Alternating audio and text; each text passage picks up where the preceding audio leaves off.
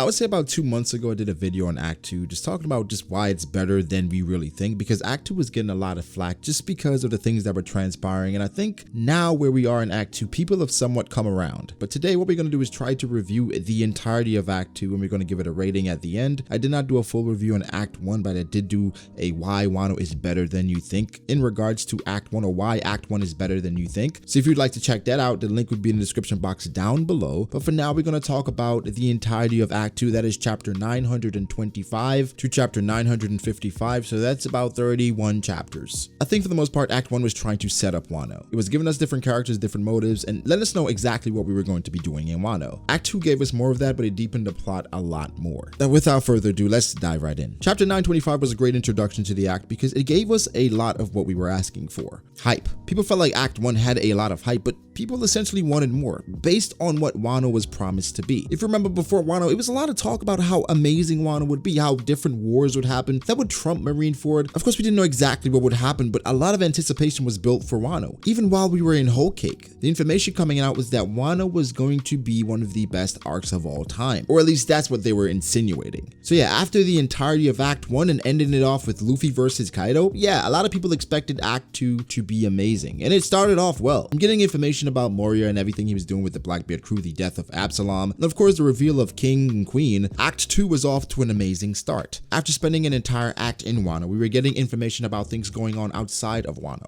Again, not only the Blackbeard stuff, because in the midst of that, we got information about the Reverie as well. But before we get to that, let's talk about exactly the perspective that Oda gave us from Moria and Mihawk and Perona. We hadn't seen Moria in a while, so that was cool, but also Mihawk telling Perona she should leave because of the upcoming events that could transpire based on what happened at the Reverie was fairly interesting. And then Blackbeard following that up, saying that the Revolutionary Army captains fought against Green Bull and Fujitora, perked our ears up a lot. Not to mention the reveal of Blackbeard's bounty, and this was over 2 billion berry. So at the beginning of Act 2, he gave us a recap as to things that were going on, not only in Wano, but again, around the world. From Nami and Shinobu dropping in on an important conversation about weapons being in Wano and weapons being sold in and out of Wano, to Sangoro and his soba noodles, to Luffy trying to outpace Kid in Udon. It was a well-needed update telling us what had happened and what had transpired after Luffy got taken down, because we were actually curious as to what was going on. I'm not gonna lie, early on after it was revealed that Kid was actually in Udon, we expected a lot more from this encounter. We wanted some more interactions from Kid to learn more about his personality, because Oda had said that Kid was going to be an important figure, and we got some of that, but shortly after, Kid escaped Udon and then that was no more. We did see some moments that could indicate a rivalry was afoot, but we needed a bit more. If Kid was going to be an important figure as Oda said he would be, more time with the character helps with that. The introduction to the courtesan Komurasaki was a pleasant surprise, but it was somewhat taken away pretty quickly when we soon find out that it was Hiyori. Of course, that didn't happen the next chapter, but in that same chapter when we got introduced to the courtesan, Momo said that he was looking for his sister Hiyori, or at least he mentioned his sister Hiyori. That of course put us on the trail saying this Komurasaki could be Hiyori, and of course she was. The important conversation that Nami and Shinobu dropped into was pretty significant because that actually led to a conversation between Orochi and CP0. The shadow and the reach of Doflamingo looms even now, because in chapter 929 he was mentioned saying that after the loss of Doflamingo he could no longer be their broker, so CP0 had to meet with the hierarchy of Wano, i.e. Orochi, and we saw a bit more of Orochi's personality. There's a perception of CP0. We know they're willing to do the dirty work for the world government, but seeing them here was not much of a surprise because, again, we know how dirty they can be. I think the real surprise here was just how arrogant Orochi was. He knew with Kaido backing him, he had a lot of power, so he was using that leverage against them, saying that he can get whatever he wants, and even tried to get Vegapunk. And I think it was interesting foreshadowing, saying that no matter what, the entirety of the Navy could not bring Wano to its knees. Well, I guess we'll see about that, but this gave an indication that Orochi was really dependent on Kaido. Not exactly what we wanted from the Shogun of Wano, because upon entering Wano, we said that the Shogun should probably be someone strong that could give Zoro a great fight, and at this moment, a lot of people were losing hope in Orochi. Now, with the plot being set up in the introduction of more characters, there needs to be an antagonistic force that we have to go up against. So different factions were introduced, like the Onuwabanshu and the Flying Six. The Flying Six, of course, were the most powerful members of the headliners, and it was actually interesting to find out that Drake and Page 1, two of these members were sent to find Sanji, a subplot that was being created after Zoro veered off and he met this strange man, and now we know him to be Yasui, and things were developing in the town of Ibisu. We weren't sure exactly what was going on, but we know it was going to be significant going forward, and indeed it was. The time spent in Ibisu was to give us an indication as to how these people lived. At the time, it did feel forced, of course, based on everything they were going through, but at least the people were smiling. But at the time, we did not know exactly why they were smiling so much. When you come to find out that it was because they were actually poisoned by Orochi, that moment when you reread it, it hits a bit differently. I would have to say one of the most interesting moments in Act 2 was the arrival of Big Mom in Wano. Some people expected it after the way the Straw Hats left Whole Cake Island, but Big Mom showing up this soon could not have been anticipated. What was even crazier was the reaction of Kaido telling them to knock Big Mom off the waterfall and to not let her into the country. And what's even more surprising that it actually happened, and it was done by the first commander or the right hand of Kaido, we're assuming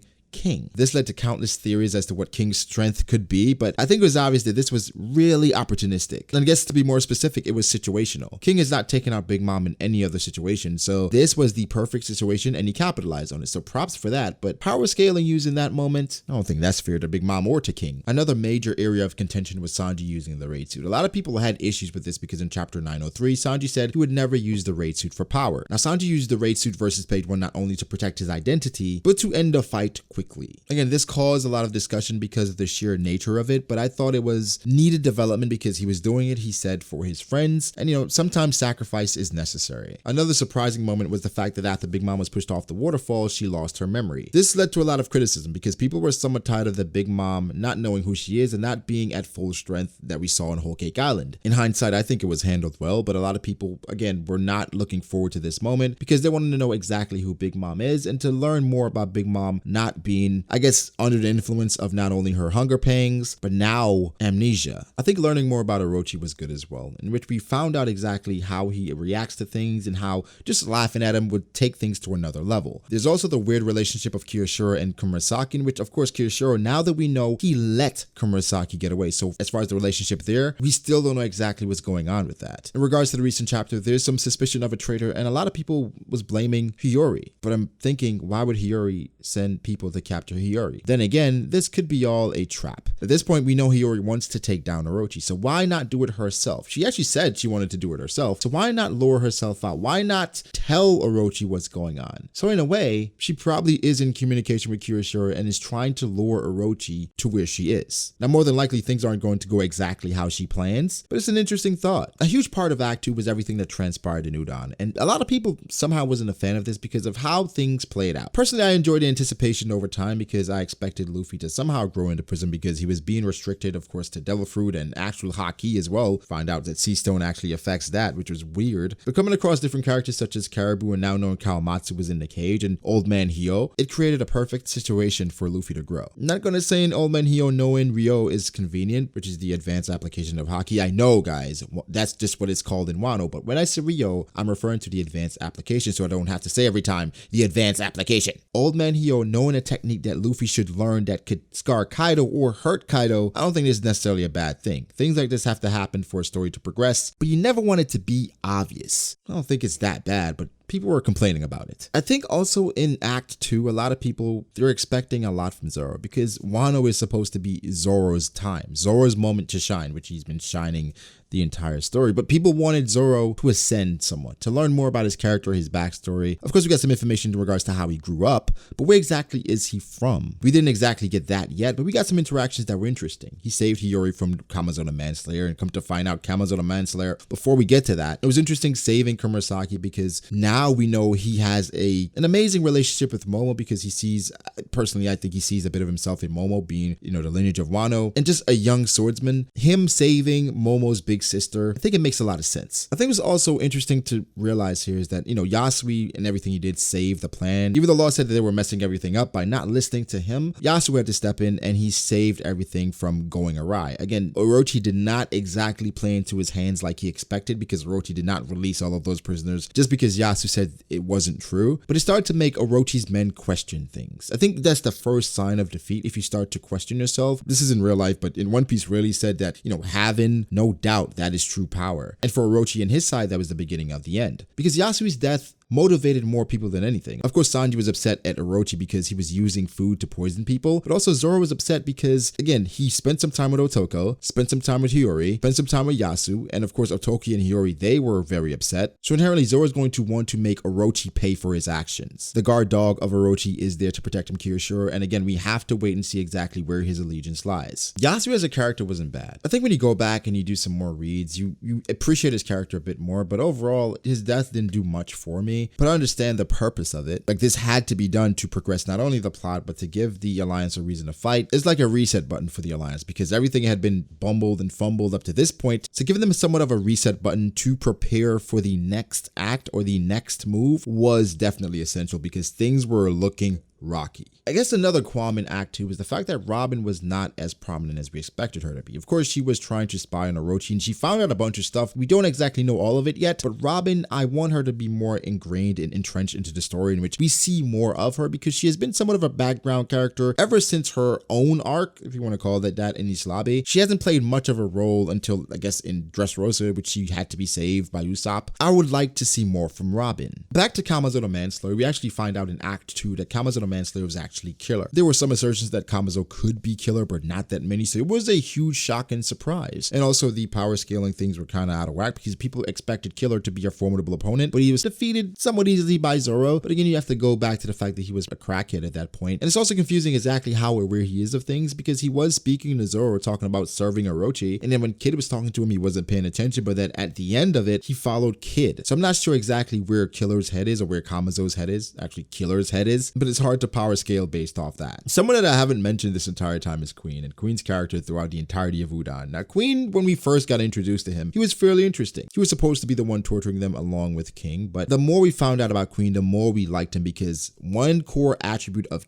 Queen's, I should say, was his competency. It seemed like he had a plan throughout Udon. Like, no matter how strong he felt like Luffy was, or Luffy felt like he was himself, it never felt like Queen really lost control till Big Mom showed up. Once Big Mom showed up to Udon, of course, there's no way a commander could handle an actual Yonko being on their territory or on their turf. Queen did lose control after a while and was somewhat manhandled by Big Mom, but after everything played out, I think he came up with a sound plan, and he was the one who transported Big Mom immediately to Onigashima, which was the correct decision. Now, he left Old Maid behind to defend Udon from the likes of Luffy, Kid, and others, but when you look at priorities, he made the right decision by taking care of Big Mom. I think Act 2 was also drenched in subplots from the actions of Shutamaru, because they had to convince Shutamaru to join back the Alliance, because Shutamaru felt, or he held a grudge based on them going away for 20 years and him having to live or grow and see Wano become what it is now. Another subplot that was really interesting is Law and Hawkins. That manifested itself several times, and even when Hawkins met Drake when they were looking for Sanji, he said that he was looking for a certain man. So he had been on Law's tail from the beginning of Wano. He even went through some underhanded tactics to capture Law's crew to somehow corner Law so that he would go with him. And then we saw how that played out for Hawkins, because Hawkins ended up like mincemeat and Law walked away. And there's a shady character that a lot of people again speculate for it to be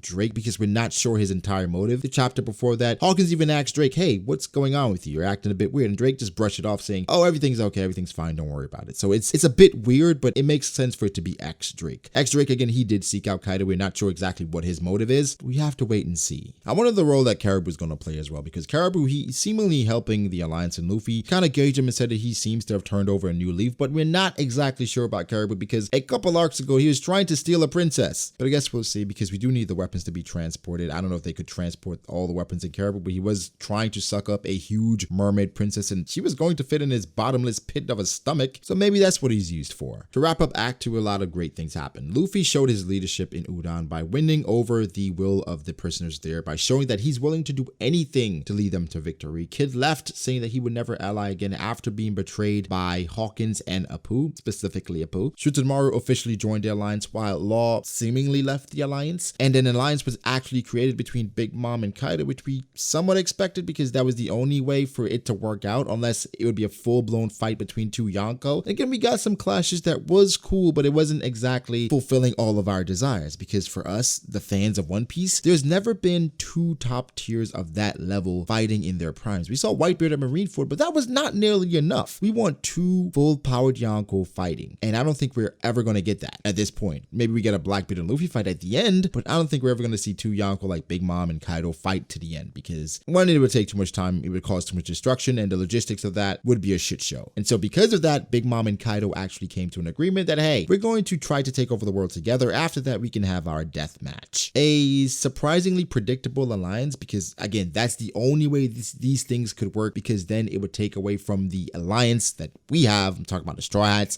the Minks, the Samurai. It'd be too focused on two Yonko warring. Now two Yonkos have allied. Now we can focus on two Yonko, which Big Mom hasn't been mentioned a lot in their strategy plans or their strategic planning, versus the alliance, which is somewhat in flux. One, there's a traitor that they don't know exactly who it is. Two, Law, who is seemingly one of the best strategists, if not the best strategist of the alliance, is no longer working with them because they have no idea where he is. And three, there's no mention of Big Mom. But here's the good part. We have the plants at Onigashima. We have ships. We have numbers. The only thing I wonder we don't have is overwhelming strength through combat. Just talk about Kaido. But interestingly enough, the monster trio have gotten power-ups this arc. Sanji from his raid suit should be a power-up for him. And Zoro has acquired a new sword. Now, Enma on a simple level doesn't seem like a power-up because it's actually pulling Zoro's Ryo to fuel itself. But the thing is, it has a trait. It typically slices more than needed, so the Ryo or the wielder has to have the will and the control to maintain that balance and to kind of regulate the power. And with Zoro, he's taken on the challenge of doing so. He's currently training with that sword, so we anticipate when Zoro uses Ashura with his sword, he should be able to slice continents. Luffy's also training as well, and he's combining Gear 4th with his Ryo. Now for Luffy, this is really interesting because he's using palm strikes with King Kong Gun, and we saw the devastating power of King Kong Gun versus Doflamingo. So if he can regulate that power into a simple palm without touching an opponent, Luffy is going to be a monster at the end of all this. But up to where we are now, it's time to march on Onigashima. In order to set it up for us to think that Law is somewhat betraying the alliance, I don't think that's the case at all, but it's going to be interesting to see how things play out in Act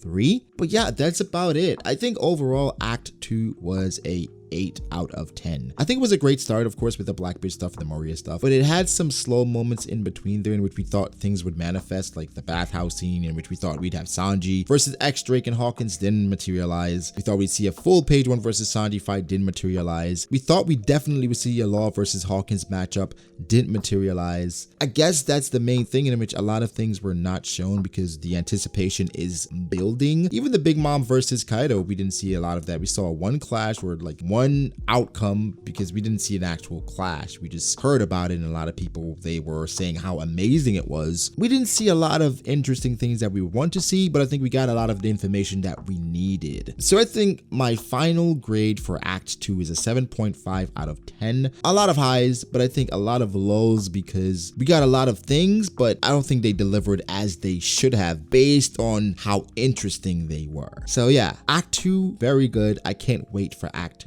3. No break next week, so the chapter is going to be here next week. Guys, leave your thoughts below. What is your rating on Act 2? I think it was really good. A very good act. Honestly, I really can't wait for the next act. So again, leave your thoughts below. Make sure to like the video if you did. Subscribe to the channel for more content like this, and I'll catch you guys in the next one. Peace.